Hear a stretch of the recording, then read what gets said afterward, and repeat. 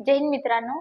तर आज दिवस तिसरा आणि जे अनुभव येतात ते मी तुमच्याशी शेअर करते ड्युटीच्या काळामध्ये. तर लाऊड सायलेन्सर आणि लायसन नॉट कॅरी बद्दल काल एक अनुभव आला. काल आपल्याकडे शिवजयंती होती, त्यामुळं खूप मोठ्या प्रमाणात मुलांचा मॉब बुलेट घेऊन किंवा त्या बुलेटचा फटाकड्याचा आवाज करत जात होता.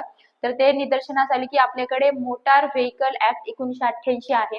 त्या अंतर्गत कलम 52 आणि कलम 192 नुसार तुमच्यावर दंडात्मक कार्यवाही होऊ शकते आणि ती काल आम्ही केली.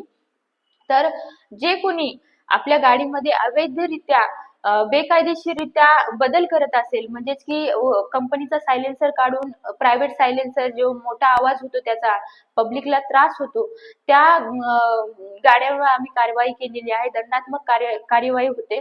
जर तुम्ही लायसन्स कॅरी करत नसाल सोबत तर तुम्हाला 5,000 रुपये दंड आहे.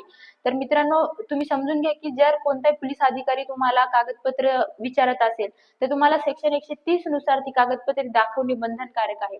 मित्रांनो, काही पोलीसवाले आमचे जे डीबी स्टाफ आहे, डिटेक्टिव्ह ब्रांच असं त्याला म्हणतो आपण, तर त्या लोकांनी जर तुम्हाला लायसन्स विचारलं, ते स्विल मध्ये असतात, तर तुम्ही त्यांना प्रत्युत्तर न करता तुम्ही त्यांचं आयडी कार्ड चेक करू शकता, पण तुम्ही त्यांना म्हणू शकत नाही तुम्ही पोलीस नाहीये वगैरे असे उलट उत्तर देऊ नका, त्यामुळे वाद निर्माण होऊ शकतो.